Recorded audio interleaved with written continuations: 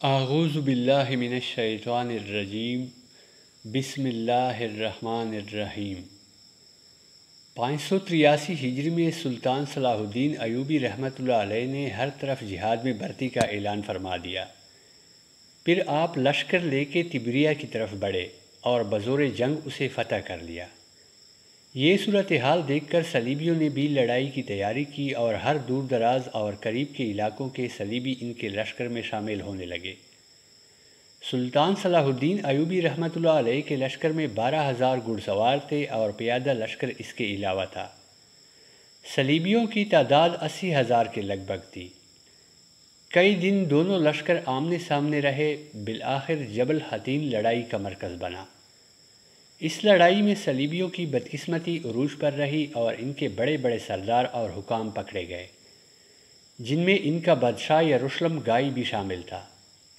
عماد الکاتب کا کہنا ہے کہ اس دن جنگ میں اتنے صلیبی قتل اور گرفتار ہوئے کہ مقتولین کو دیکھنے سے اندازہ ہوتا تھا کہ پوری فوج قتل ہو چکی ہے، جبکہ قیدیوں کے ڈھیر دیکھ کر اندازہ ہوتا تھا کہ پوری فوج زندہ گرفتار کر لی گئی ہے۔ ایک مسلمان سپاہی 30 صلیبیوں کو خیمہ کی ایک رسی میں باندھ کر ہنکاتا پھر رہا تھا۔ اس لڑائی نے صلیبیوں کی قوت کو پارا پارا کر دیا۔ ان کی بڑی مقدس صلیب مسلمانوں کے ہاتھ آ گئی تھی اور ان کا مشہور جنگجو بادشاہ ریجی نال، جس نے ایک بار مسلمانوں کے ایک قافلے کو گرفتار کر لیا تھا اور جب انہیں قتل کرنے لگا تو ان سے کہا، اب تم محمد کو اپنی مدد کے لیے کیوں نہیں بلاتے ہو؟ ملعون بھی مسلمانوں کے قید میں تھا۔ سلطان صلاح الدین ایوبی رحمۃ اللہ علیہ نے اسے کہا کہ اب محمد صلی اللہ علیہ وآلہ وسلم کی طرف سے مدد آ چکی ہے، پھر اسے قتل کر دیا۔ قتل سے پہلے اس کے سامنے اسلام پیش کرنے کی بھی ایک روایت ہے۔ اس جنگ سے حاصل ہونے والے قیدی دمشق کے بازاروں میں ایک ایک جوتے کے بدلے فروخت ہوئے۔ جب قاضی ابن ابی اسرون دمشق میں داخل ہوئے تو عیسائیوں کی بڑی صلیب ان کے سامنے سرنگوں پڑی ہوئی تھی۔ سلطان صلاح الدین ایوبی رحمۃ اللہ علیہ نے اپنے یلغار کو جاری رکھا اور آپ کے بھائی کے لشکر نے بہت سے علاقے فتح کر لیے۔ اس کے بعد سلطان نے اپنی اصل منزل بیت المقدس کا رخ کیا۔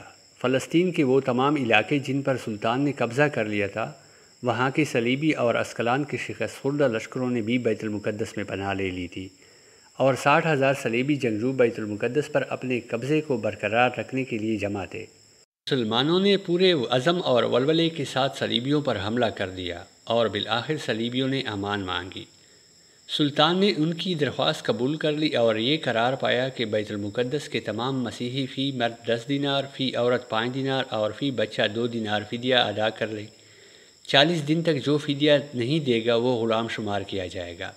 اس قرارداد کے بعد جمعہ 27 رجب 583 ہجری بمطابق ستمبر 1187 عیسوی کو صلیبیوں نے بیت المقدس مسلمانوں کے حوالے کر دیا اور 91 سال سے جاری ظلم و بربریت کا دور ختم ہوا، جس نے پوری امت مسلمہ کے سر شرم سے جھکا رکھے تھے، اور اللہ کا یہ پاک گھر اپنے حقیقی پسبانوں کے ہاتھ میں آ گیا اور مسجد اقصیٰ نے بھی سکون کا سانس لیا۔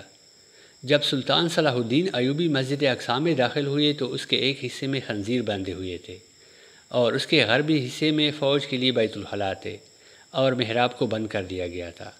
مسلمانوں نے فوراً اس کی پاکی و صفائی کا اہتمام کیا اور مسجد میں قیمتی قالین بچھا دیے گئے اور خوبصورت اور قیمتی قندیلوں سے اسے منور کیا گیا۔ شعبان کے پہلے جمعے میں 91 سال بعد مسجد اقصیٰ سے دوبارہ اذان گونجی اور اس کے منبر سے خطبہ دیا گیا اور سلطان نے اظہار تشکر کے لیے گنبد صخرا میں نماز ادا فرمائی، کیونکہ حضرت عمر رضی اللہ تعالی عنہ کے بعد اللہ تعالیٰ نے انہیں بیت المقدس کی فتح کا اعزاز بخشا تھا۔